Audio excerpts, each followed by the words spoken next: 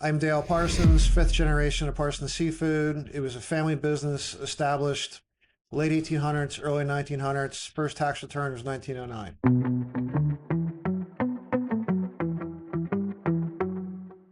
How's Christmas setup going for you? Yeah? Busy, very busy. Yeah, I can imagine. This is the second busiest holiday of the year, What's the first biggest holiday there? 4th of July. Oh, yeah.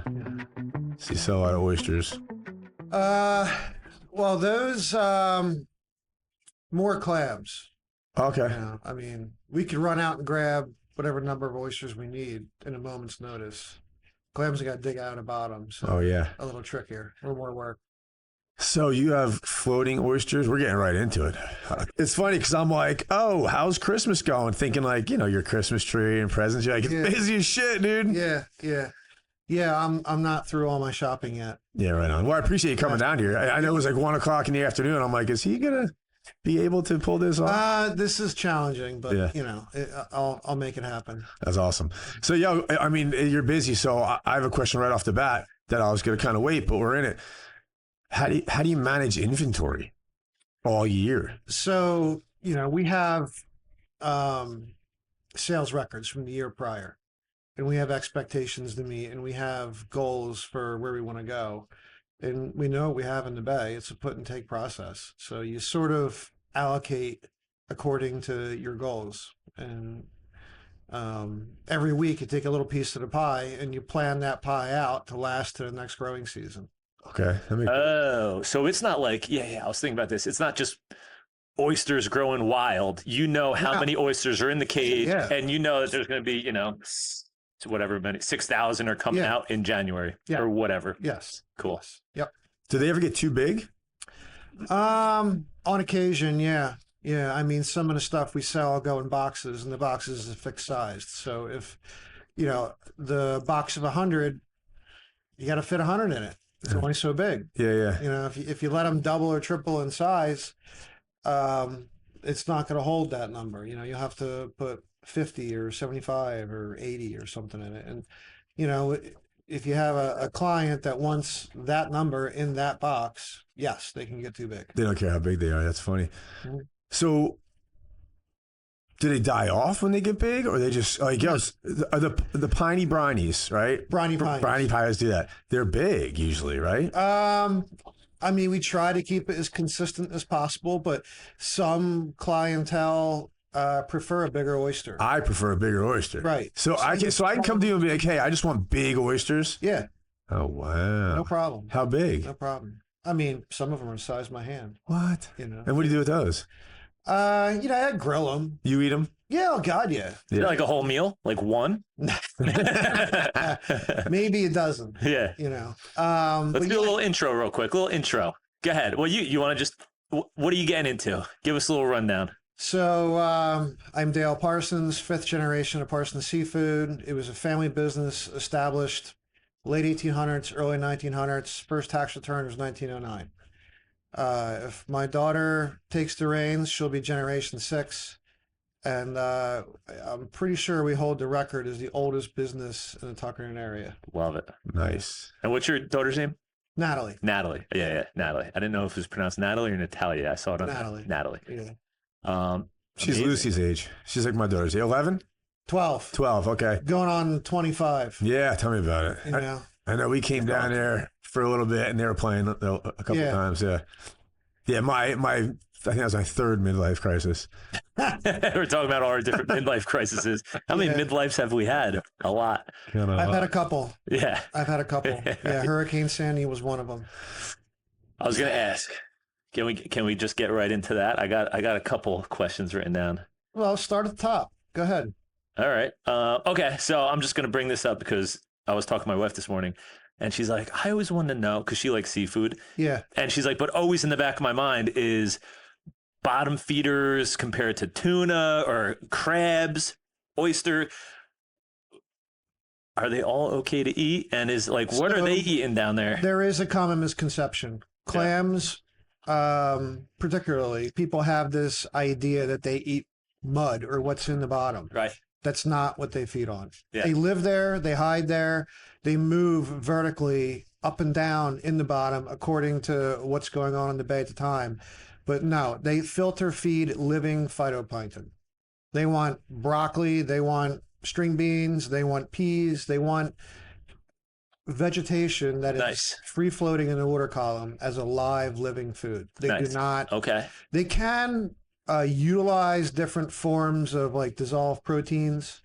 They're biologically designed to utilize what's there. Yeah. But particularly live algae. Cool. Okay. Well, that's that. So you pull clams out of the Great Bay, which mainly southern Barnegat Bay. Southern Barnegat. We do source some product from Great Bay. A lot of it's actually just wild caught clams from Great Bay. We don't really farm anything in Great Bay. Okay. If you were to go to the south end of Long Beach Island, near Holgate, and jump in the bay and swim towards the mainland, there's a pretty good chance you're going to walk over the farm. So just north of Seven Bridges Road. Correct. So I know I've seen. Where were we that one time? Sorry, where were we with like Chuck and Scott and? We were just south of Seven Bridges Road. And that's right by that was by Holgate? Yeah, we were near like the fish factory. We didn't have a bunch of friends. So the fish factory's in Great Bay. Yep. And Great Bay and Little Lake Harbor Bay. Some people call it Barnegat Bay. It sort of tweaks me when I hear that. It's really Little Lake Harbor Bay or Tuckerton Bay. Those bodies of water share the same inlet. So if you were in the ocean headed into the bay, you could go in the inlet, make a left to Great Bay or a right to Tuckerton Bay. Yep. Okay. That's sketchy little water right there, isn't it? There's a lot of sandbars. Tide runs real hard. Wind against tide, you'll have like a vertical sea. There won't be rollers. There'll be a vertical. I heard it's crazy. People on jet skis get like sucked under. I heard over there. It's like nuts. Like trapped and stuff. Yeah. There's a lot of water that goes through there. And, unfortunately with like beach replenishment and these programs where they're pumping millions of yards of sand on the beach every single year, and then it goes away. And we don't know where it went. Well, it went in the inlet. Yeah. And people can't navigate their boats through the inlet because it's filled in full of beach sand. Dude, you know what's crazy? If you look at Long Beach Island, you see it go straight down perfectly, and then that bottom half where there's no houses, that shifts like crazy, right? Yeah. Well, if you look at Long Beach Island in the 40s, before beach replenishment, there was an inlet that was opposite of we'll call it a tributary that runs from Great Bay to Tuckerton Bay. It's called Big Sheep's Head. The inlet was at the same latitude as that creek, we'll call it. And you could go straight out the creek and straight out into the ocean. No way. Well, now it's like a third of a mile longer. Yeah. And what a lot of people don't realize is a lot of that sand, like Army Corps pumping of beach sand, it was trucked from the gravel pits and brought over there and dumped. So like in the 80s, you can have an orange beach because it came out of the gravel pit. And then, after a few storms and some weather, the sand would turn white. But they've been rebuilding the beaches for a long time. Dude, they did it up here in Bayhead, where now when you walk on in Bayhead, it's stone. It used to be nice sand. It like hurts your feet. Dude, it's like, that's like thousands or millions of years of stuff breaking down into nice, fine sand. What you'll hear is the Army Corps will say, well, we're targeting a certain grain size because they think it's not going to wash away. And during like perfect sunny weather, when they're out there looking at the beach, no, it's not going to wash away. You're right. But it washes away when we get a northeaster. When the sea is overhead and it's like 6 feet over normal low tide or normal high tide, I don't care what grain size you got. It ain't going to matter. Yeah. It's going away. Unless there's a jetty, it's going away. And there's like no sandbar to stop the wave and the full energy from dissipating, then rolling onto the beach, just like full blown, just blasting away. You don't need a PhD. You don't need to be a government employee to figure out that, like, if you want to maintain the integrity of a beach without having to pump sand on it every single time we have a storm, you're going to need a jetty. That's You're going to need a bunch of big rocks. Just better for waves anyway. That's setting up the sandbar. The waves get good. They do all this nonsense. There's user groups that'll argue against it. Like, there are surfers that want to have a nice long straight beach with no jetties in between so they can surf forever. And I get it. But we're not living in that era anymore. Right. Maybe at one time it was a great place to go surfing. or a great place to go and look at like the perfect picture beach. But that's not there anymore. Well, yo, if you look at Bayhead, if you catch a wave jetty to jetty, that's a real long waves, and nothing's I like peeling surf off wrong jetties. here. I mean, you can engineer it to its necessity. You don't have to have a jetty every 50 feet. I mean, you could hire a hydraulic engineer to figure out where the sand is going and at what rate, and you can understand the frequency of what you need. Yeah. Versus just like, let's hope this works. Yeah. And you really bring some surfers in and keep it high and then low and have a little break for a north swell. So, real quick though. So the fishermen. What's that? Let alone the fishermen that'll fish off jetties. Yeah, it's good for everybody. Yeah. That's funny. You said the inlet moves. Manasquan. Yeah. Big shift. Have you ever seen that? Float in. That's crazy. Cause that was like a mile down, almost where like the tower is now. The inlet was so far down. Yeah. Then they built the inlet, and then it just stayed there. Right. But now that it was filled in with sand too. Well, last year it was all filled in. There was waves breaking in there. There was like bombs breaking. It's tons of people surfing. Referred to as longshore drift. That's when your beach moves down the length of the. Whatever you want to call it. There's a split, right? There's a split by the barn. Is it the inlet right there? Because there's a north. There's because if you're in Bayhead, all the sand is building up on the south side of the jetty, and then when you're at like Holyoke, the sand builds on the north side of the jetty. Right. So there's a split in the current. Yeah, somewhere there right there. There is a geographical like dog leg. That creates that sort of eddy and that movement. Right. And I mean, that's going to change depending upon weather and your long-term prevailing winds. Mm-hmm. If you have 10 years worth of consistent wind in one direction, it's going to push the sand one way. Right. If you reverse that around it through whatever you want to call it, climate change or some adverse weather event, it's going to push it the opposite way. So the only way you're going to stop sand from moving. Jetties. Why don't they just do that? The words I've heard is the powers that be would rather maintain the look that they've had. They're worried about the aesthetics. They're not worried about the cost or the environmental implications or any part of In other words, they'd rather bill out $30 million every few summers. They want to burn taxpayers' dollars as quick as they can, just so they can walk out and look at it and say, "Oh, it's always looked like this." Yeah, this is nice. And that's probably not even the real reason. The reason is probably lobbyists and keeping these people paid and funneling that money, billions and millions of dollars every year. Dude, they did it in like July at Bayhead this year. They go, get ready for the beach for the summer. And like, what? It's July, and it'll be gone by machines May. On it, pushing the sand around in the middle of the summer, and one northeaster, all gone. Yep. Yeah, it's very frustrating. That's one of the most frustrating things because, like, for me, it's like this isn't what the beach looks like. Yeah. What I grew up with, like Bayhead, there was jetties. Loved it. There might be a combination of both approaches. Yeah. Maybe you need jetties plus a little bit of replenishment of maybe to get it started. Like let's put a little sand in there between the jetties, then that sort of maintains because it's not going to wash around too much in between that jetty to jetty. Right. Area. But what we're doing now ain't working because one storm, it's gone. Yeah. Does that affect you in any way inside the bay? Yeah, it can. Yeah. It affects the entire bay. If you did like a statistical average of the tidal velocity throughout the bay over the decades. The water flow, the water current, the velocity which it moves. Oh, like the speed. Okay. Yep. That has a lot to do with the inshore ecosystem and how species interact. When the bottom of the bay becomes anoxic and you get that thick layer of macroalgae. What's anoxic? What does that mean? Black, dead. Okay. Is that from runoff, fertilizer, and things like that? It's more a byproduct of a loss of water flow. So think of it like a loss of water flow. Yeah, think of it like a river system. If you had a strong flowing stream, the bottom's clean, the water's clean, it's full of oxygen, the fish are thriving, whatever. A beaver builds a dam, and it becomes, that water flow slows down, and it becomes like something that barely is more stagnant. Yeah. Lucky. The bottom of that river that was once clean will become black, anoxic, and sick. They use this term dead zones to talk about areas of Chesapeake Bay where like nothing can live because the dissolved oxygen is so low that all the species are just dying off.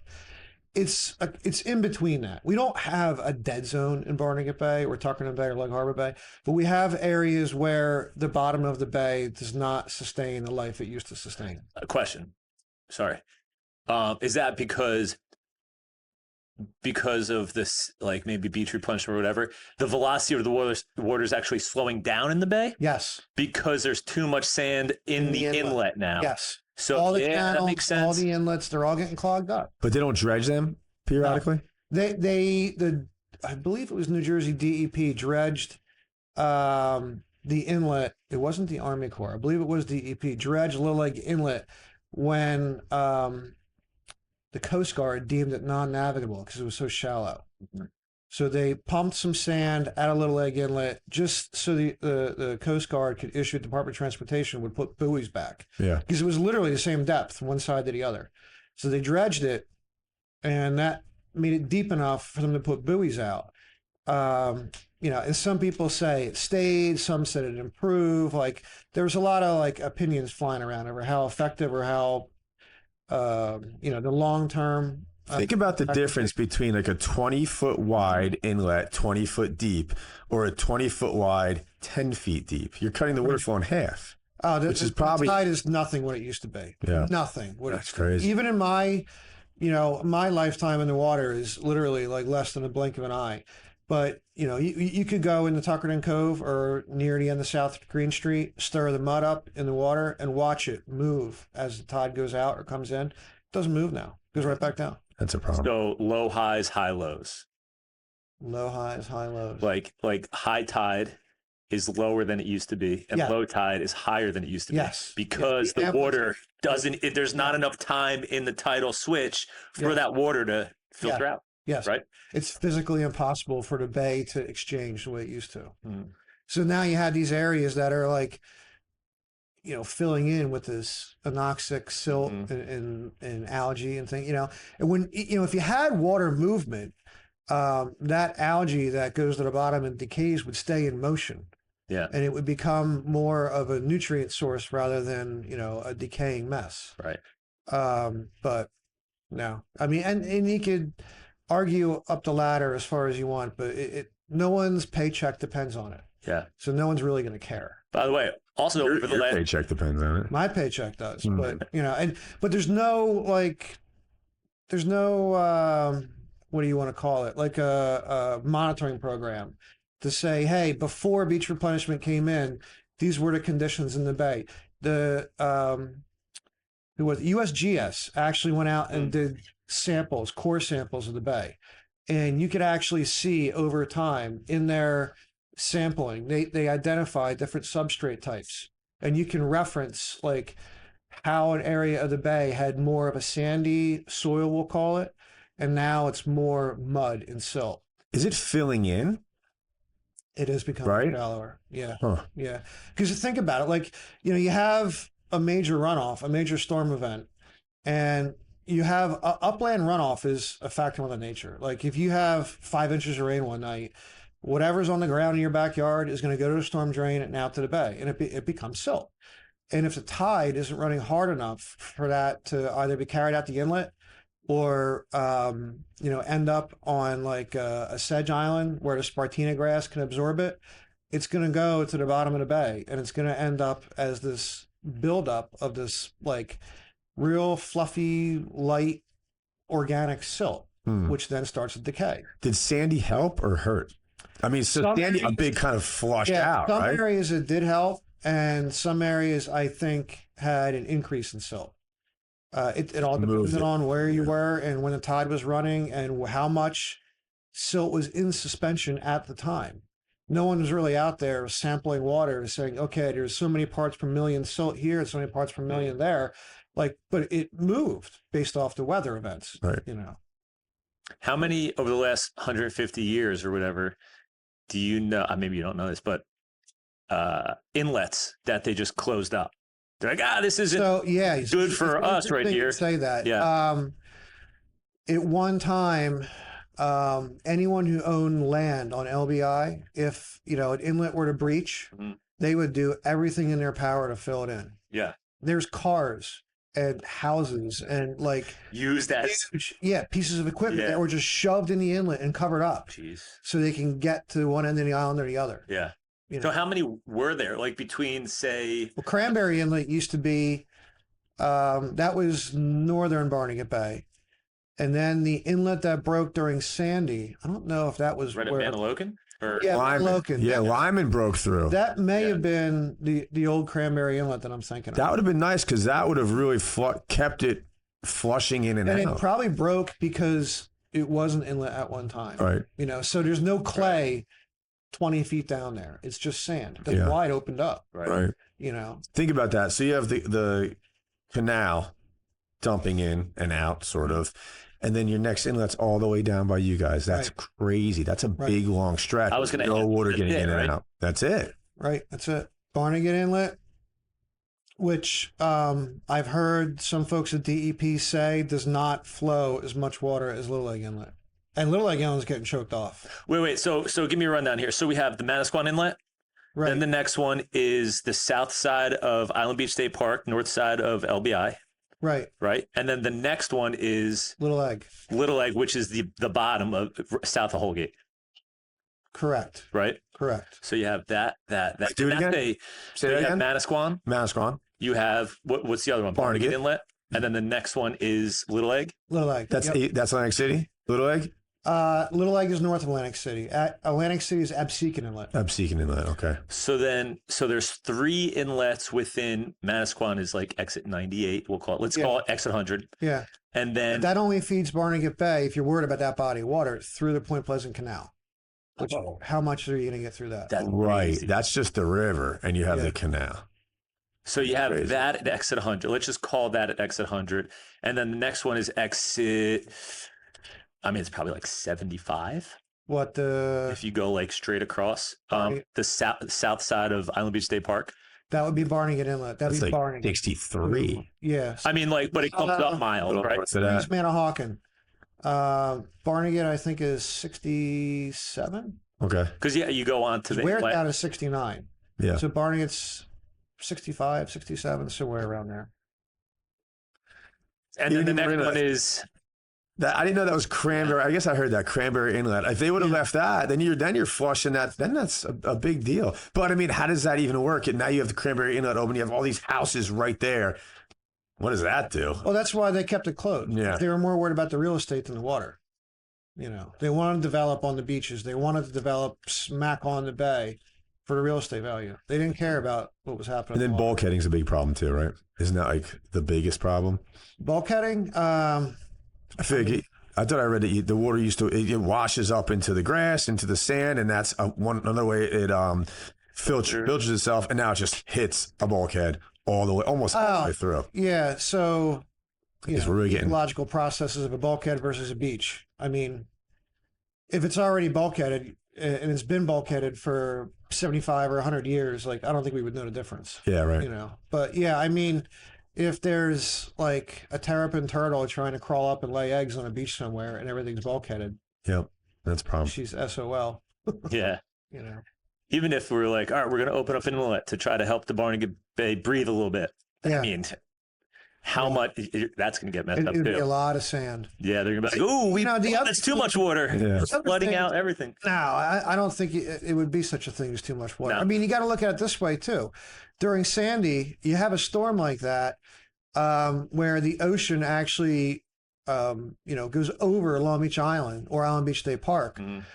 Now the bay is overfilled. If the inlet isn't deep enough for the bay to drain out during the low tide cycle, or if you retain water in the next high tide cycle, it's higher. So if the inlet were, if it had the hydrodynamics to allow for better tidal flow in the event of a big storm like that, at least the tide would go out. Right.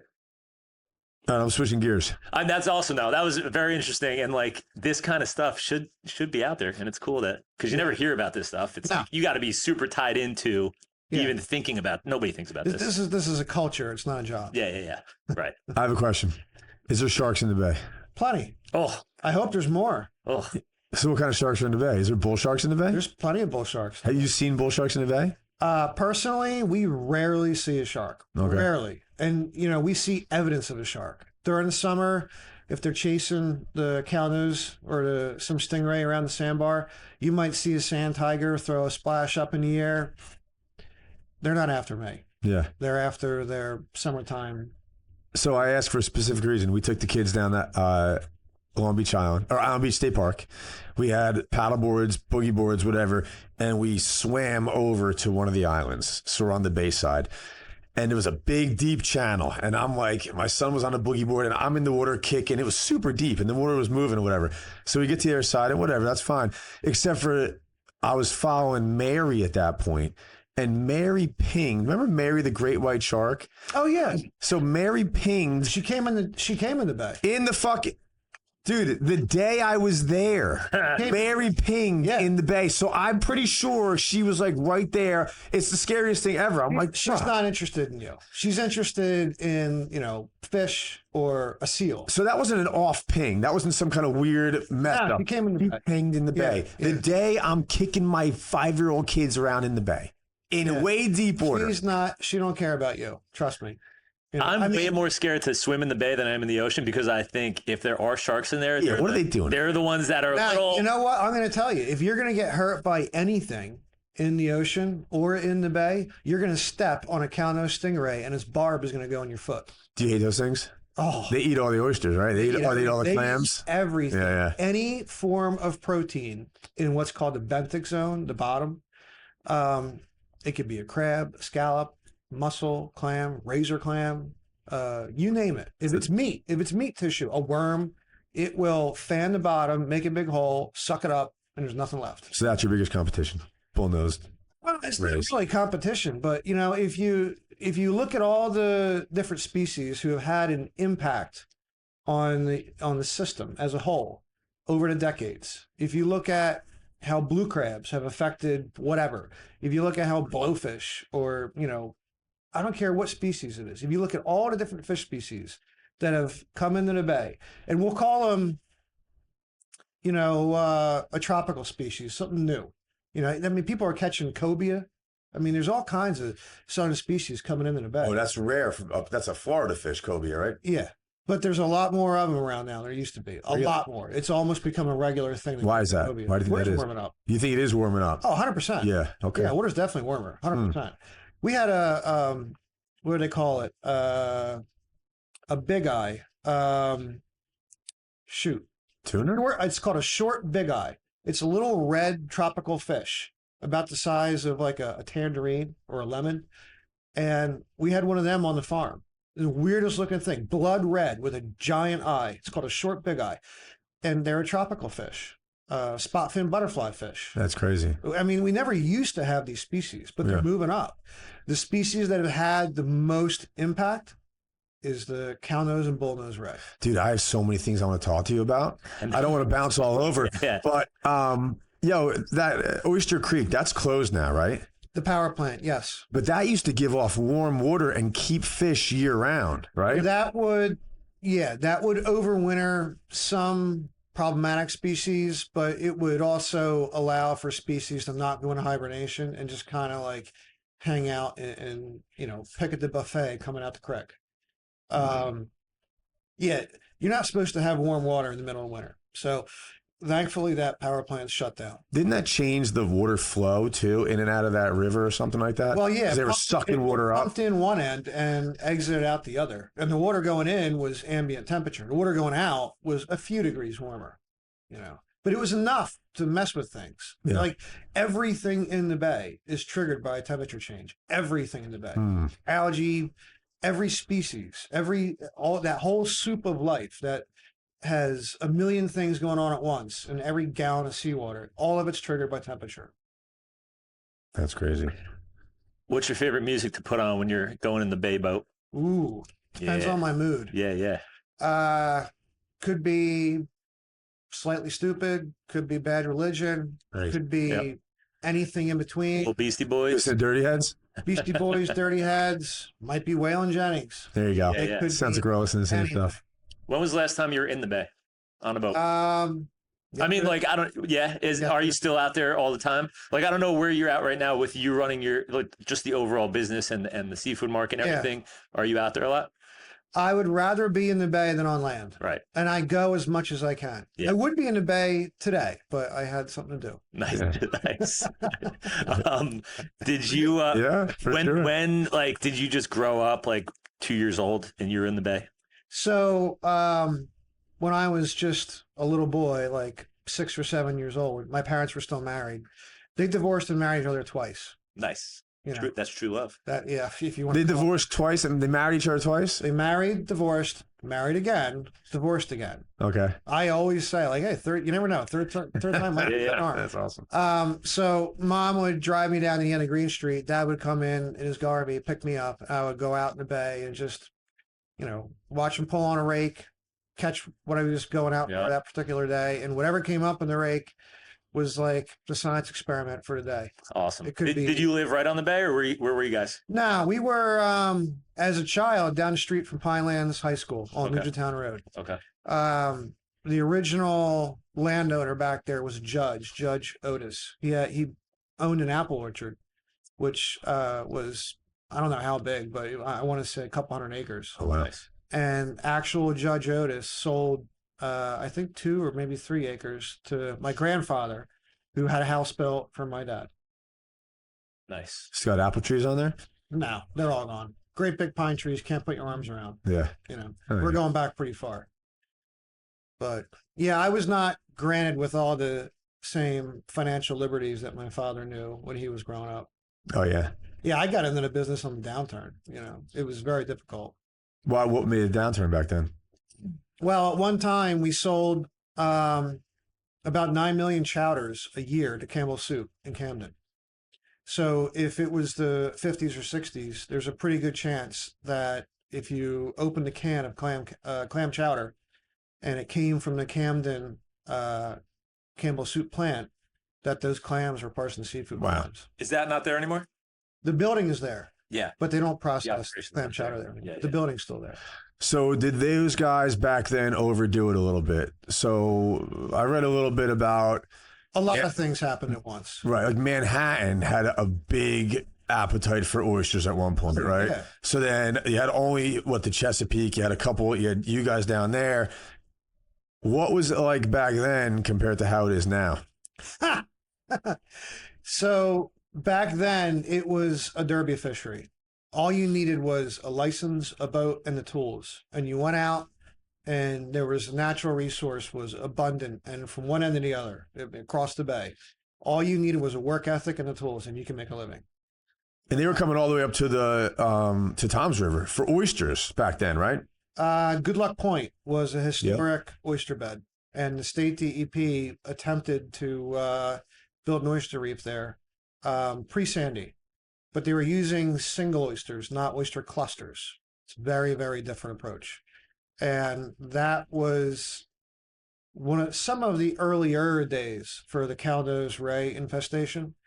And I don't even think those oysters made it to the bottom. So wait a minute. So an oyster shoots out spat or whatever. They float around and they cling to things. Right. So how do you use full-grown oysters, just whole oysters, and chuck them in the bay and think that's going to do something?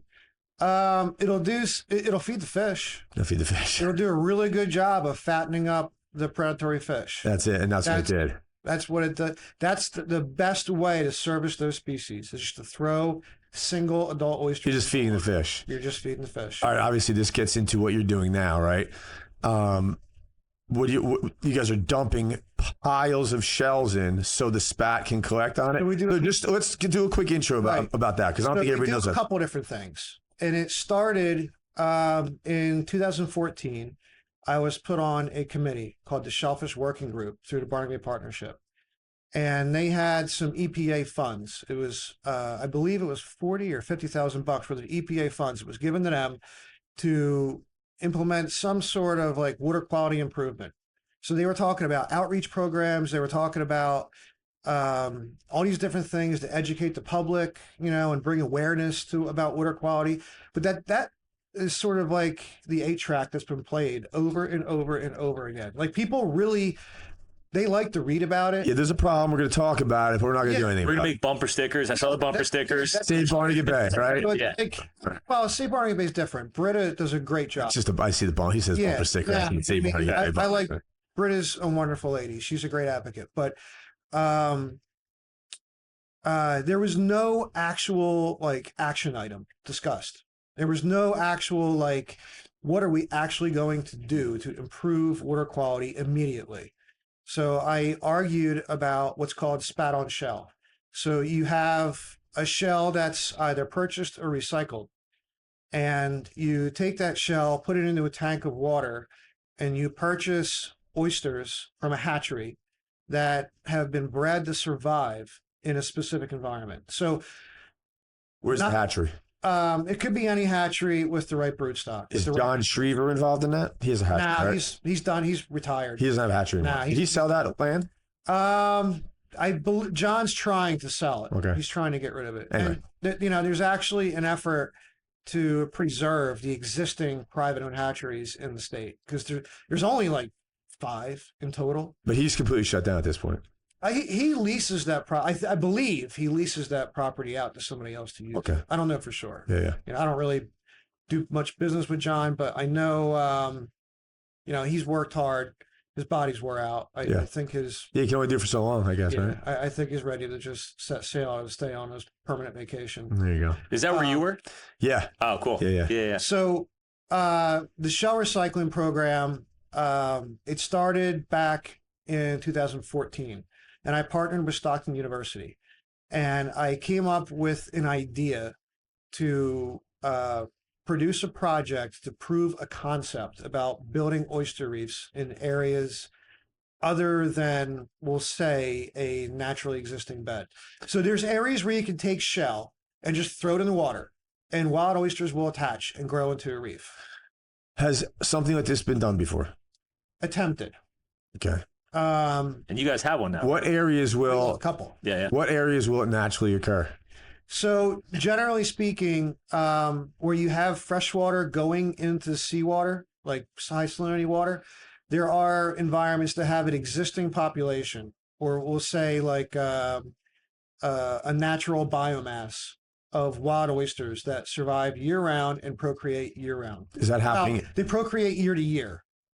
Is that happening at the end of the Mullica? Is that happening now? Mullica River is one of the highest recruiting areas in New Jersey. So spat per bushel, Mullica River is pretty impressive in terms of like, so if you take a bushel of shell, put it in Chesapeake Bay, you might get 50 wild oysters. You put it in Delaware Bay, maybe you'll get 300 wild oysters. In the Mullica River, when things are right, which varies year to year, and there's no guarantee and there's no promise, there's been as much as 1,000 or 1,200 wild oysters set on one bushel of shell. Wow. It's very, very high. That's considered one of the cleanest waterways on like the East Coast, right? It's not like ground. Not the East Coast. It's very clean. The habitat surrounding Mullica is not buildable. It hasn't been exploited like a lot of other areas. I mean, some of it has. Like, you have Osborne Island, Mystic Islands. That drains into part of the Mullica. Okay. But you go like upstream of the Parkway Bridge, up to Sweetwater and those areas. It's developed, but there's not, as far as I could tell, and I could be wrong, a significant negative impact. It's the best. I love it up there. So when I did I'm going to try to do oysters nonsense, which is way too hard. All right. I used to, so we had the business. Well, you're a big help, by the way. Thank you. A lot of people were like, get out of here. Dale wasn't like that.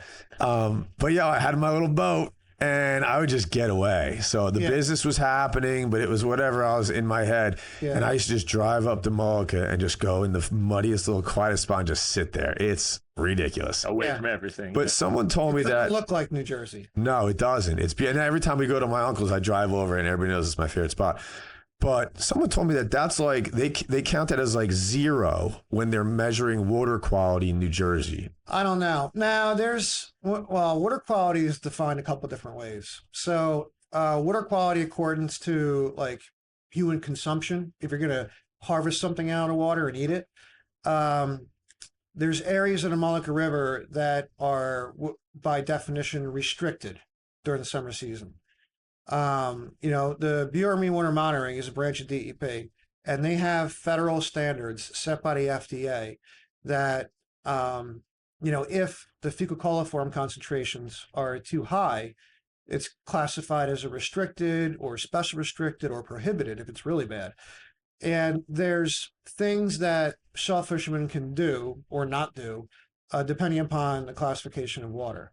So a lot of areas that are special restricted, you can apply for a permit and harvest those restricted animals and transplant them to an area where there's less fecal coliform. And then they are given a time period to grow and purge their fecal out and become a food product. Don't they do that in tanks up in the yes, Chesapeake or something? In Sandy Hook Bay, probably the most impressive resource of wild clams, I would say, on the East Coast of naturally occurring wild clams is Sandy Hook Bay. Is that because more water flow, you think? Tide flow. Yeah. Yes, it goes back to my original point about the inlets filling in. So that's wide open up there. There's areas up there that you can't even swim because of the water quality. But you go out in deeper water and pull a clam rake, it'll be filled to a tooth bar. Really? Because the water moves. The water needs to be moving. Now, when you're moving stuff around, is that where those piney brine? Do I say it backwards every time? The briny pinies. Is that how you're doing that? No, the briny piney brand name is attached to a flavor profile.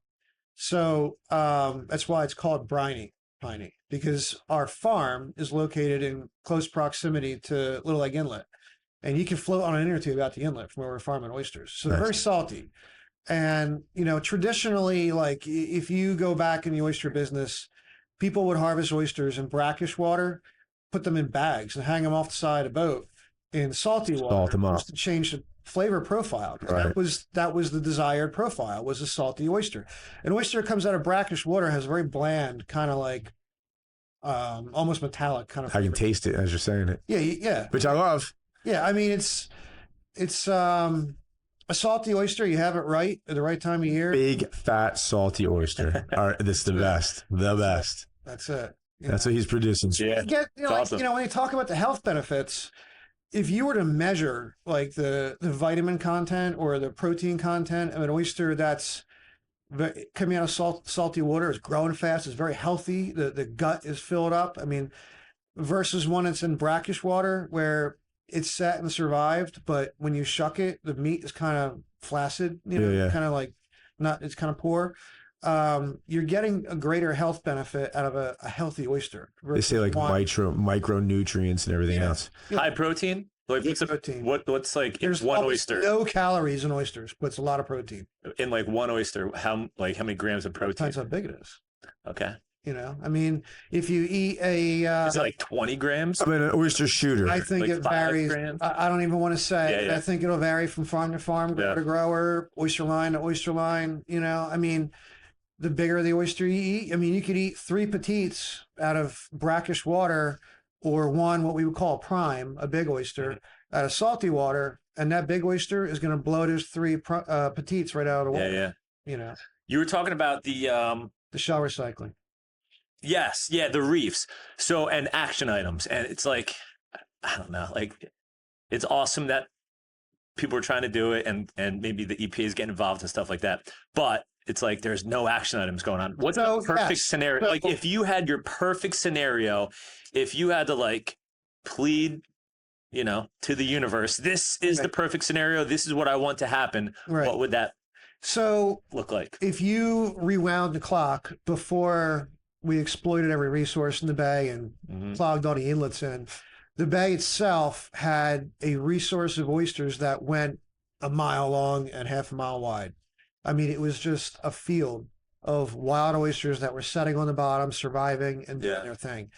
And that environment in the right area actually promotes wild clam recruitment, because the shells of oysters on the bottom creates habitat that protects tiny clams. Okay.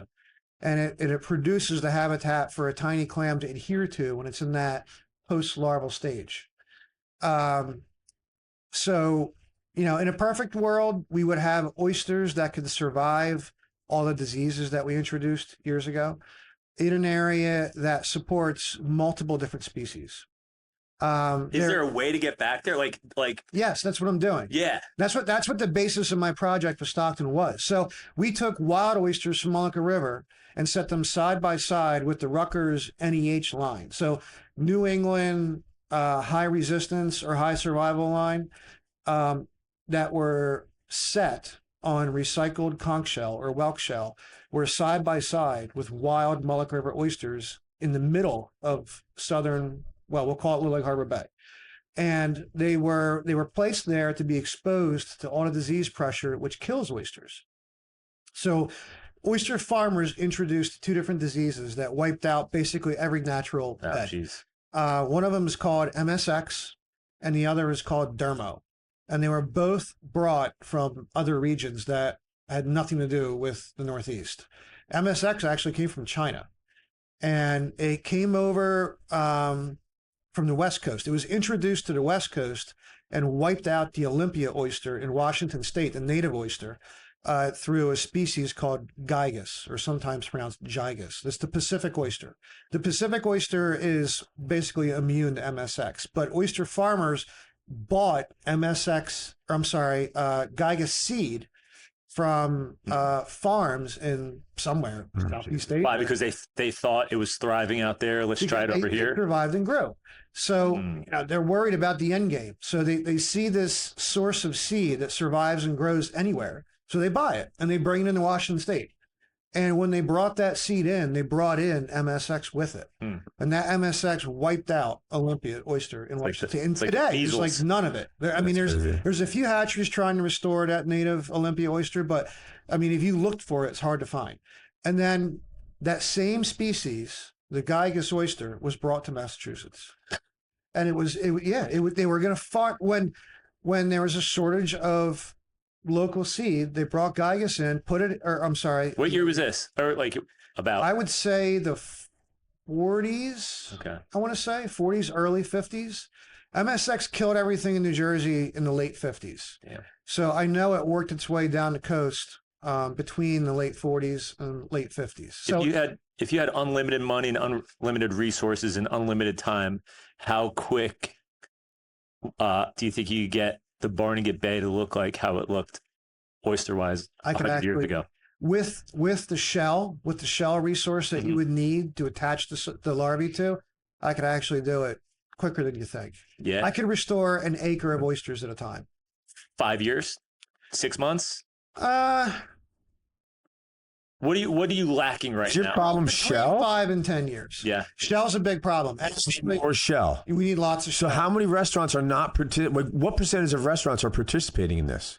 So there's a couple things that go along with the recycling of shells. And actually, Cisco Food Corporation has just agreed with New Jersey DEP to recycling shell. No way. Because the DEP shell recycling program has grown so large in the Molucca River that the DEP wants all the shell could get to rebuild that Molucca River habitat back to, I don't know what their end goal is. So when did they agree with Cisco? This is recent. So what does that do for your amount of shells? Does it go from 1 million shell to 20 million shell? Now, what it'll do is it'll help the DEP reach their goal and not absorb all the shell resources from the industry. So like one of the guys I buy shell from, his exact words were like, well, DEP is buying all the shell. I don't have anything for you. You're not going to compete with their price. They're literally outpricing us. Wait, what are they doing? They're not giving it to you? No.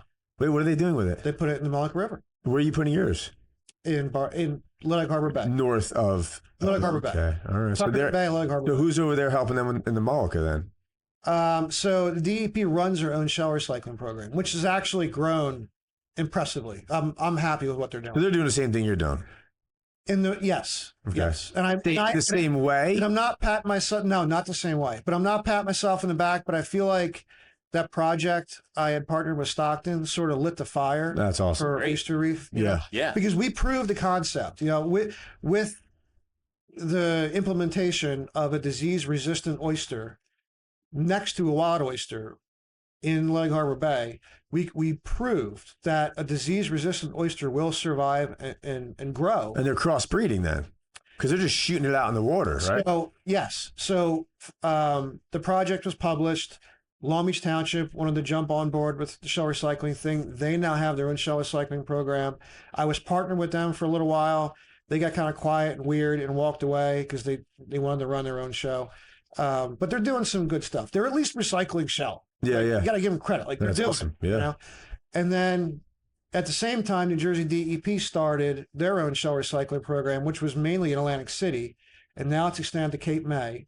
And in addition to that, they now are going to be working with Cisco to recycle shells that are collected through Cisco Food Corporation. Wow.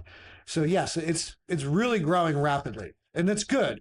All right, so hold on. So let me stop for 1 second. But one of the main problems is still water flow.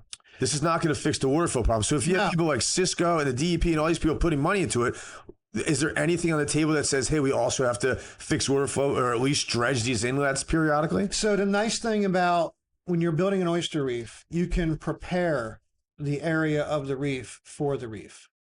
So one of the biggest concerns when siting a reef is where and how and when. So if you wanted to build an oyster reef in an area with soft bottom, you first have to go in with crushed shell and harden that bottom. You're not going to put a shell with oysters attached on soft bottom and have any sort of success. It's going to go in the bottom, smother, and die. So what I do with some of the shell that I recycle is literally put it onto a barge, 100 yards at a time, 5 dump trucks, push it out into the bay and hose it off. I've seen this. Yes. And we blanket the bottom 2 inches thick, according to our, USDA criteria. And when we go back later, you can take a pair of oyster tongs, and when the teeth of the oyster tongs hit the bottom, you hear crunch, like the bottom's hard. Now it's like a driveway. It's no longer like a mud puddle. So, when you harden the bottom that way, when you place spat-on shell on top of it, there's a much higher success rate of those oysters that are attached to that spat-on shell versus just vacant, muddy bottom. So where are you currently getting these shells from? How are you getting these shells? I can't talk about that. Okay, this is secret. Really? What? Well, I mean, it's become a high demand. Oh, gotcha. So how many shelled, so clams, all these different shells, right? You could use. I can't believe you have to be oyster shells. Yeah. Doesn't have to be just oyster shells. No, it does not do oyster shells. No. Okay, so how many shelled items are you selling a year? 10 million or something? Or when you say shelled items, like to restaurants or food how many places? clams do I sell in a year? Sure, yeah. We easily sell 3-4 million clams a year. If you were to get all those shells back to everybody that you sell to, does that help? So you're not getting them back? No, we get some back. Yeah. I have a barrel out in front of my shop that says recycled shell. So when you go to restaurants, do you give them something to, hey? That's what I was going to ask, yeah. Then the waiters have to pick through and everything? Yeah, that's crazy. They're going to do that for Cisco. And, I could talk about another program that is being thrown around the legislators, but I don't want to bring it up at the moment because there's nothing written. That's what I was going to ask. Like, if there was some way where restaurants got on board. I will say there will be an incentive to recycle shells in a larger quantity in a couple of years, if not in a year. There will be a push, and there will be an incentive for restaurants to participate in shell recycling. Yeah, would that help? Would that be a big help? Listen, the more that go in the garbage, the less they go in the garbage, the better, right? The more cured, clean shell we can put in the bay, the sooner we're going to see that habitat come back. Yeah, cool. You just leave them out in the sun for a while? Yeah. 6 months is right now what we call a BMP, best management practice. It's not regulation. I think it will be because there's going to be so many people doing this that someone's going to do it the wrong way. Yeah. Maybe just dumping restaurant garbage into the bay. Well, no, that's the concern. The concern is someone, recycling a Kumamoto oyster from the West Coast, and now you have bugs living on the surface of that shell. The purpose of curing it for 6 months is to sort of sterilize that shell. And actually, the older the shell is, the more sun exposure it has, the more weather it's exposed to, the better job it does of recruiting. Hardens or something? Is it? No. Oh, okay. Well, you get more of like a I don't even know how to describe it, like just a cleaner surface. Okay. And it's a more calcified surface, we'll say. Mm-hmm. The oyster larvae attaches to that better than, we'll say, a brand new shell. Dude, you know all this so good. How many of you are there out there? Oh God. There's zero Dale Parsons. There's one Dale Parsons. Yeah. Like how many Dale Parsons are there in New Jersey? I don't think that survey has come out yet. Yeah. I mean, like how many people are fighting for this? There's a couple. Well, people fight at different levels for different reasons. Yeah. So some may specialize more in policy and regulation. Mm-hmm. Some specialize more in farm production. Some kind of commingle in between. It's whatever your passion might be. Yeah. And then the other thing is like how many people actually know? Like you very few. You seem like you really know how this is going to work. I've been doing this since I was 15. Right. So, I mean, if I don't figure out by now, I should probably quit. Yeah. Yeah. But that project that I partnered with Stockton was really the door opener for shell recycling. Yeah, that's cool. Because then that opened it up to other people, other venues where it's like, prior to that, you even spoke about oysters in Tuckerton Bay, Barnegat Bay, Manahawkin Bay, whatever body of water, like north of Seven Bridges Road. People mocked it. They thought it was like a joke. Like, you're just going to all die. You're wasting your time. And I'm like, I don't believe that. Yeah. I was spawning clams and oysters in a hatchery and putting seed out in the bay. I produced oysters that survived in this body of water. And I said, you know what? I got to do this for another reason. And that's when I decided to build an oyster reef. It's cool. When did you start this? What, the oyster reef? Yeah. The first project, the first real push was 2015, I want to say. Oysters hit water. So prior to that, how many wild oysters is there big sections of wild oysters back then still? No. Is there any? In like we'll call it pre-Sandy, you had a hard time finding a wild oyster. Who's the guy with the two daughters that's down there? Is he still harvesting? He's right over that little bridge when you go exit 58 and take it all the way. What's the guy's name? It's him and a daughter or two. And they're I thought bastard wildings or something like that. Maybe he's not around anymore. I thought he was harvesting wild oysters. You're talking about John Maxwell. Yes, Maxwell. Yes. Is that still going strong? He sold out. He did. Yeah. So he's done. Yeah. His daughters, I mean, they're great girls. Bridget and Gretchen. Okay. They were great girls. They were very passionate about it, and I wish they would have stayed. But who he sold? He sold to someone that's still running Maxwell? Yeah. Well, it's not known as Maxwell anymore. Okay. Now known as a different company. And what are they doing? Like floating or? No, they're doing the same method of production as that Maxwell shellfish had practiced for decades. But that was wild oysters, right? That was wild. And there's still enough out there for that business to... Well, that goes back to that shell. So the more shell you have, the greater resource you can maintain. So he's dumping shell back over 100 years as well, the Maxwell family. Right. God. But the new guy who has it now is putting more shell out and utilizing more bottom with bigger boats. He just scaled up the operation to a much larger scale. What was his background? Oysters. Okay. From where? Delaware Bay. Oh, okay. Delaware Bay, and then the mother company is actually a Connecticut-based company. Okay. They're not even, from New Jersey. And what about Cape May Salts? Are they involved in any of this? Are they affiliated with anything? Cape May Salt Oyster Company has, as far as I know, sort of liquidated. They were corporate owned, and they had a hard time, keeping things afloat. Why? Oyster farming is not hard. Yeah, so I'm sitting there. This is years ago. We went to Atlantic City for a UFC fight. Me and like 15 of my friends. Pat was there, everybody. And I wasn't drinking at the time. I go through periods if I don't drink. So everybody goes out partying. And early in the night, we go to have dinner.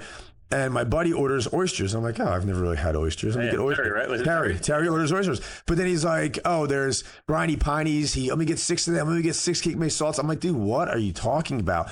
So I'm eating, looking at these oysters. I'm like, these are from Cape May. There's oysters. I had no idea, dude, at all. So the Cape May salt oyster production actually started with a guy named Stuart Tweed. Stuart Tweed was the first oyster farmer to develop what's called rack and bag. So most of your farmed oysters are grown inside of a mesh bag. And now we float them.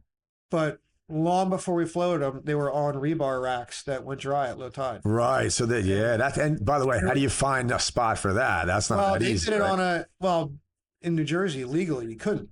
They did it on a riparian grant. So it wasn't a shellfish lease. It was actually like owned, or it was some sort of, I don't think it was a Tidelands grant. It may have been privately owned. I actually don't know, but I know it wasn't a shellfish lease. Right. So they put these rebar racks out and put all the bags on them, and old man Tweed would go out there, wash them off. I mean, is that really what people call them?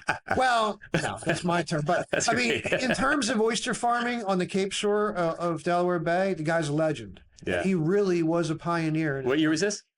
Oof. Like early 1900s, or? I want to say 70s, 60s. Okay. I want to say cool. Somewhere around there. I could be wrong. It might be before then. But those sort of innovations were like a real turning point in the business. And now the next innovation is floating aquaculture gear.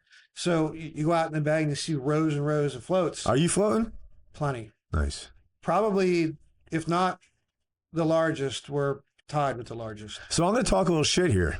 All right. Can I ask one question first? Sure. Yeah. All right. I love it. Sorry, interrupting your next thing. Good. Have you found new ways to do old things? Like you guys talk about floatings and rebars and all this stuff. Yeah. Have you brought anything to an innovative ideas? Yeah. Like I saw on your website that you've like quadrupled maybe what you've done in the last couple of years or whatever. Yeah. I mean, there's small innovations that add up. They snowball. Yeah. So and then you can talk all the shit you want. Will you cut me off for a ChatGPT question? No. Jeez, I was flowing, bro. This isn't ChatGPT. Juices were going. My brain. I'm just kidding. The greatest innovation is probably where we farm. Okay. And that means more than almost anything else. The site of the farm and how you manage the farm is probably the most innovative. Okay. So you're not going to necessarily reinvent the wheel, the way someone like Stuart Tweed had. There's technology is going to come out and things will change. You'll modify a process to be more efficient.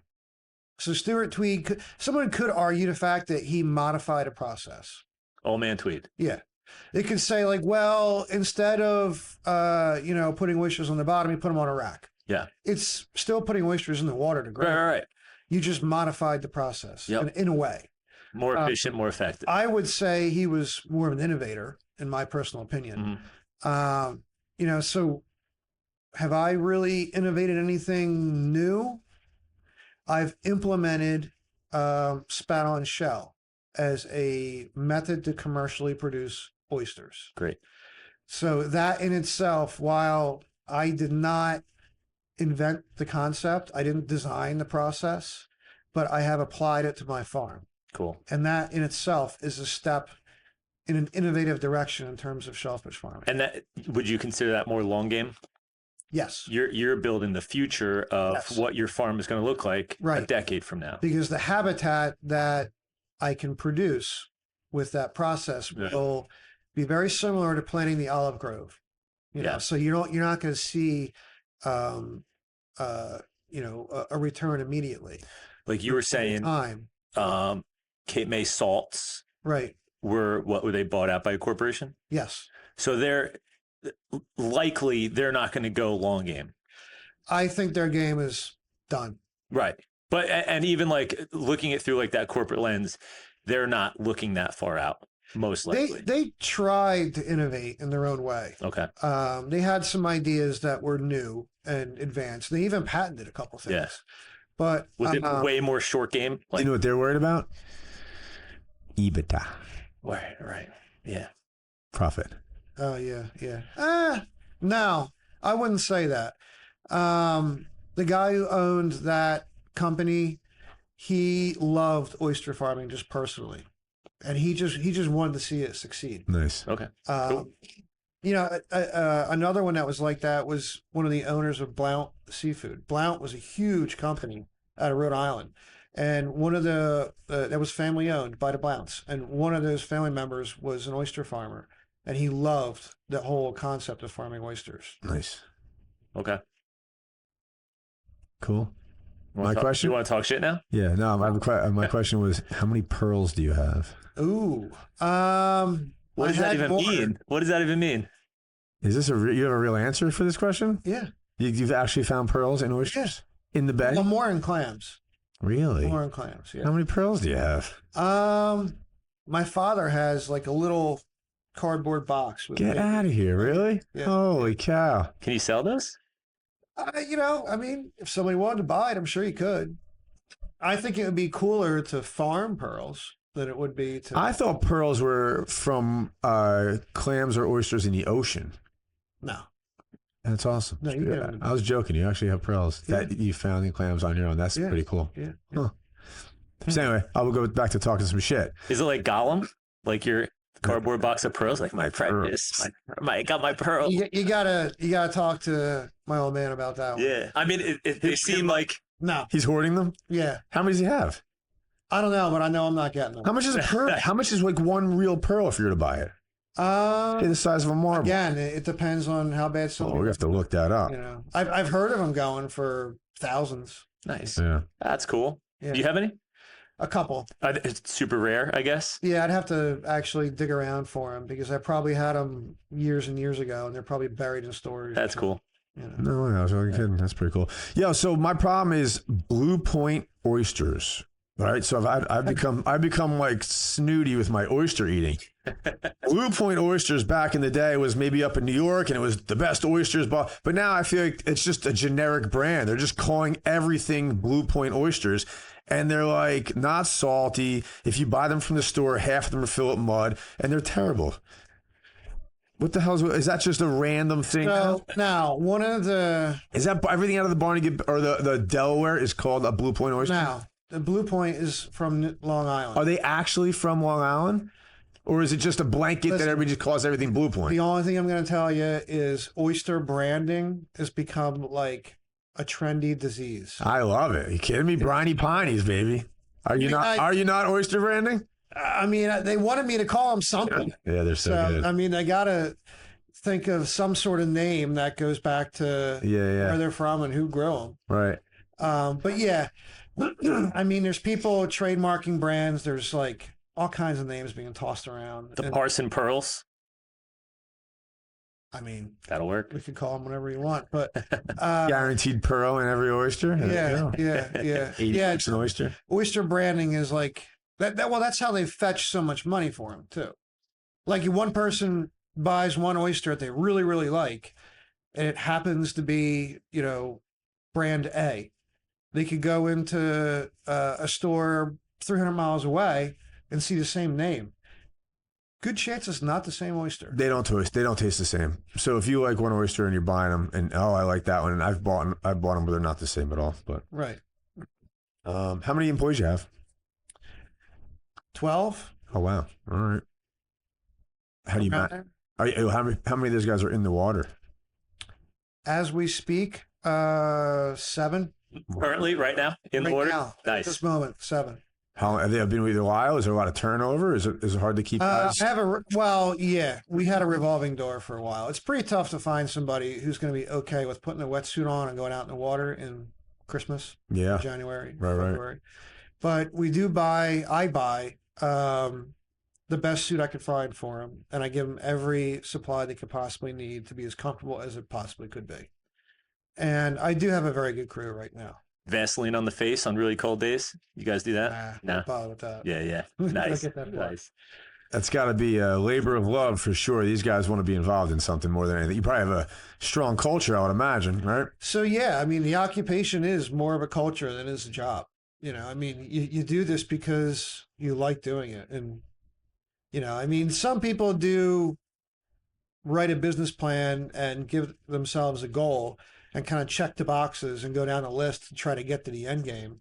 But in most cases, they have the boat, they have the lease, they have the oysters or the clams because that's what they love to do. Yeah, that's cool. What's your biggest obstacle? Out-of-state competition. Okay. I would say that's probably, it does two things for us. It makes us work harder, but it also builds a market. Yeah. There's farms in other states that literally produce more clams and oysters that they can sell. And does that drive the price down, or does that? Yes. Okay. It'll drive the price to the point where you're like, what are we doing, guys? What are we doing here? Cheaper to buy from them. Yeah. Would be to compete against them. Yeah, yeah. Oh, nice. You know, you buy and then just flip them. Some people do that. I don't. Yeah. But right. people do that. Right. That's a distributor at that point. Yeah. And that's where the business is sort of divided three ways. Like you have one component of the industry that's hatchery. The only thing they do is produce seed. That's it. Nothing else. And then you have the farming component of the business where you take that seed and you farm it out to a food product. And then there's distribution. The third piece of the puzzle is distribution. And not many people really do all three. And if you do, you don't do it at any great scale. Right. Do you have a full-time sales guy? No. You're looking at it. If you had a full-time sale, like I was just going to say, you might be looking at him. Yeah. Right. Ed's getting into the salesman. Based off Let's of, go. Yeah, that'd be so fun to go like to restaurants and selling oysters. Dude, I got into that because I was super passionate about it. When I found out, I started researching, reading it, and it was just so intriguing to me that I was like, dude, this is something I want to get into. But what I don't know how I phrase this.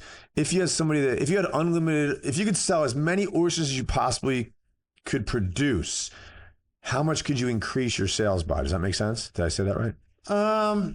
I mean, we pretty much run out of product. You do run out of product. Year okay. Now. Good. Now we are scaling up the farm to like a lot more than we used to. Nice. Maybe 3 times, 4 times. You know, depending upon my price point, I'm pretty confident I'll be able to sell everything. Oh, that's awesome. So you're right there. You know. You're right where you need to be. It's just a matter of connecting all those dots. I mean, there's a lot of space between them. Yeah. So you know you're putting in 300,000 things in a cage a month. You know you're going to sell 300,000 or whatever the number is. Yeah. Yep. That's awesome. Yeah, we plan ahead. It's an annual plan. Yeah. It's a yearly annual, like any other farmer. In order for me to do my part, when I go to a restaurant, first of all, what restaurant should I go around here to get your oysters? Here. And what do I order and what do I say? So every time now, it's going to be a staple in my family. That I was going to say, are you going to put the shells in your pocket and driving them down? I will if I have to. So you may end up with them by default. I do sell to a distributor that, believe it or not, sells my oysters. They're called a Cape May goodie. Okay. They actually come not from Cape May. They come from my farm. Yeah. But they're referred to as a Cape May goodie. And, you know, if you came locally to Long Beach Island, any of the Tide Table restaurants like Old Causeway, Mud City, Parker's Garage, Black Whale, I supply all them with anything up here? Oysters. Directly to a restaurant, no. I have a distributor I work with, Point Lobster. Okay. I have sold them oysters from time to time. Cool. They're right on Arnold Ave now. Well, now they have the restaurant on Arnold Ave as well. Yeah. Yes. That used to be the old Europa South. Yeah. Yeah. All right. So when I go into Point Pleasant Lobster, I'm asking for Cape May goodies or am I asking for briny pineys? Briny pineys. Nice. Okay. Can people order direct from you, like for Christmas? They could call and say, hey, I want... Is that pickup only? I mean, if someone ordered a couple thousand and we were coming up here, I would drop them off. Yeah. Listen, you're going to pay about $65 for 100 oysters. What's that? In today's market. Is that about right? Yeah. Is that right? That's it. I was I was looking on the website. Yeah. Yep. I get a discount. No. Do I still get a discount? Double. We're cheap compared to a lot of people. Yeah. So, all right. It's funny because my daughter, who's 9, loves oysters. I was like, all right, I got the oyster guy on today. She's like, I love oysters. Yeah. That was this morning. Yeah. So funny. At my house. I was like, nice. All right. So we're going to start making that more of a staple. So say I wanted big oysters. I want like your biggest briny pineys. Yeah. Do I have to like call you in advance and be like, hey, sometime next week? Like if you say you wanted oysters that were 4 inches or whatever. Are they out of the water already or do you need to know ahead of time? I would need it. We generally harvest to order. Oh, nice. Okay. So there's no shelf life on it. I mean, you know, we're not parking it on the shelf and just waiting for it to go. Right. when you call us up and say, I want 500 oysters the size of my hand, we go out to the farm and get them and bring them back. I think we can make a good clip out of this question. For the non-oyster eater, how do you recommend dressing an oyster for them to enjoy it a little bit more their first time? Little lemon, little hot sauce. What's your go-to? So I would say if you've never eaten an oyster, cook it for the first time. Okay. Shuck it, put a little butter, garlic, parsley. Do like a grilled oyster at first. So you're really in love with the idea of eating oysters. And then after like 2 or 3 drinks, you start getting a little exotic. Yeah. Then go for a smaller raw oyster that's of a recognized brand, not just like Acme or whatever, you know. Go for like if you're at a restaurant, you know, and the best way to eat an oyster. Waitress. What do you ask the waitress? Oyster shooter. An oyster shooter. Yeah, that's the best way to consume an oyster. Yeah. Okay. And a glass of alcohol. Yeah. And a shot. Does any shot of alcohol go good with it? Like boom, boom. The shooters are vodka, right? Yeah, the vodka. Yeah. Did you know oyster shooter? This is on the. No, I don't think I've ever done one. The oyster shooter is a shot of vodka with an oyster in it and like Bloody Mary mix, basically, right? Like that. And then sometimes like tahini on the. Oh, baby. It varies from restaurant to restaurant. Okay. You know? Yeah, real good. Cool. Yeah, I mean, you know, you gotta also make more customers, more oyster eaters out of these folks. I mean, the big thing is just educating the consumer on the benefits of oysters and where they come from and how they're grown and who's handling them. Like it's like any other food. Yeah. Like you want to you're gonna make a tomato or you use tomatoes in your salad. You want to know where they come from. Like go to the farm stand and say, are these Jersey tomatoes or what kind of Jersey tomatoes are they? Like you just gotta ask. You know? Hot sauce. Yeah. Yeah, I love oysters. And the fact that, dude, for a while back, I haven't had them in a while. They're so big and so good. And some people want small oysters, and at least you're producing them too.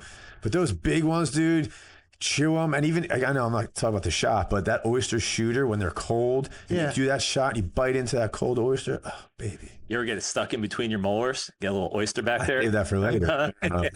Oyster for later. It happens. Do you guys eat oysters for Thanksgiving or do you eat turkey? Yeah.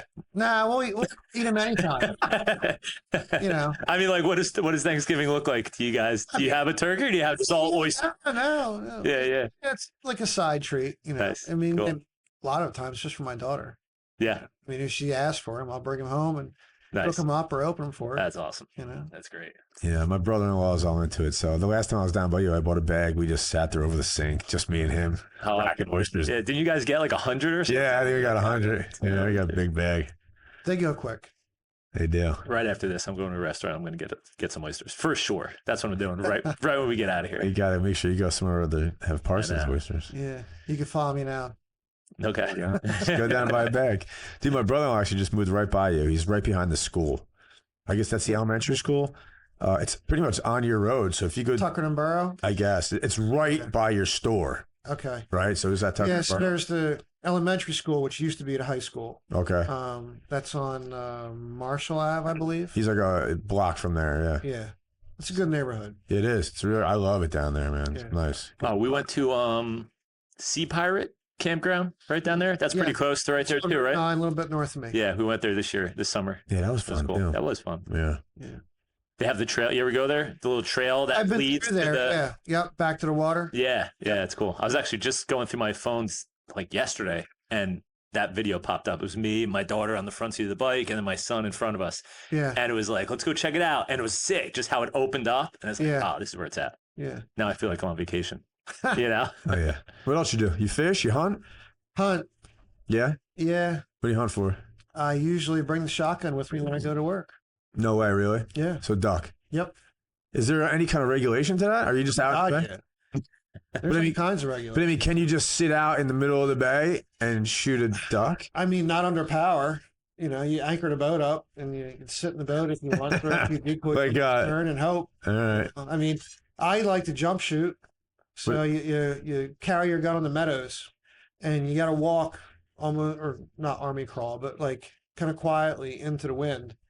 And if it's the right conditions, the ducks won't hear you coming. And then they jump to take off in front of you. And if you can get close to them, which is usually not, you'll be within range. What do you mean the meadows? What is that when you say the meadows? The islands out on the bay. Okay, cool.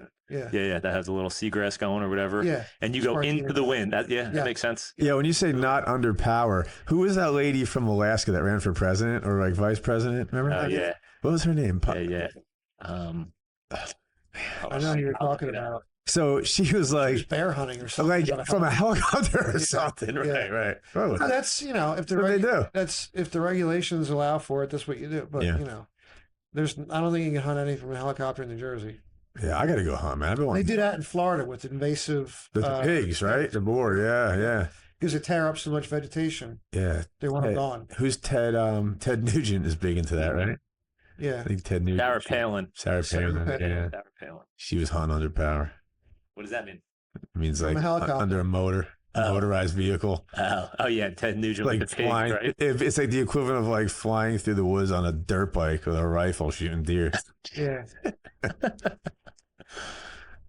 What else? What else you got?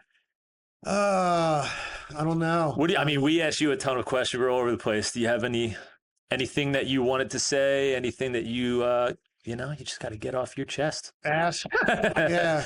Ask for New Jersey shellfish when you go to a restaurant. Cool. Ask for local stuff. Yeah. Most of the shellfish in New Jersey come from out of state. Why? They're cheaper. That's lame. Yep. We have to, educate.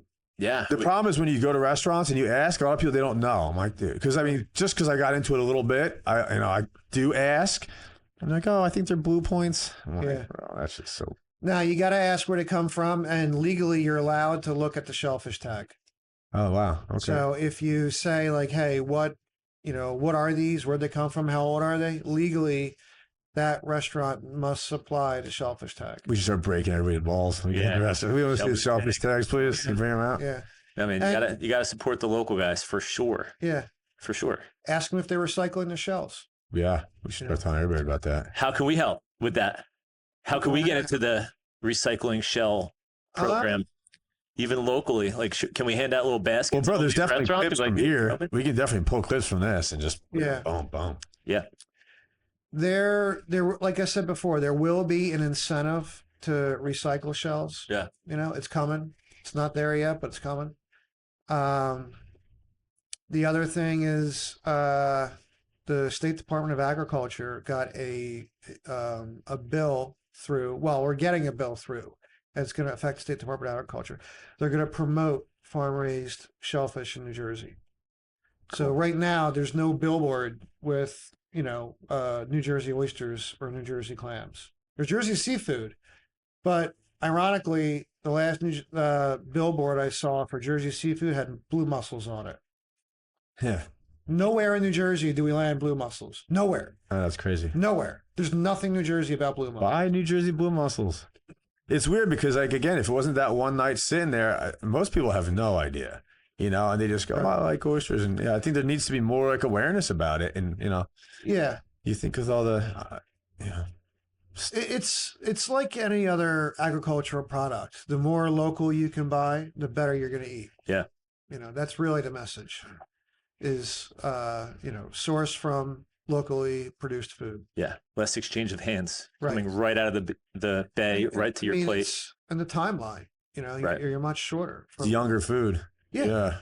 Old food sitting around. Been hauled across country on a tractor trailer. Yeah, gross. Yeah. It could be from right down the street. Mm-hmm. And it may have been harvested the day before. How many delivery trucks you guys got? 2. Nice. Yeah. Running every day or? Tonight, both of them go to Fulton Market, New York. We're dropping off, probably close to 100,000 clams. That's and then crazy.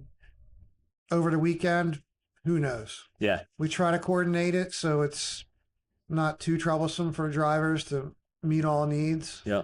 But during the holiday, it's mildly controlled chaos. Yep. That's just running a business. Yeah. It's mildly controlled chaos at all times. Yeah. Yeah. A seafood business during Christmas, 7 fishes. Yeah. Yeah. Right. It's, chaos to say the least. Yeah. It's awesome, man. Bro. Yeah. Good stuff. You got to sign the desk. Yeah, man. Dale Parsons.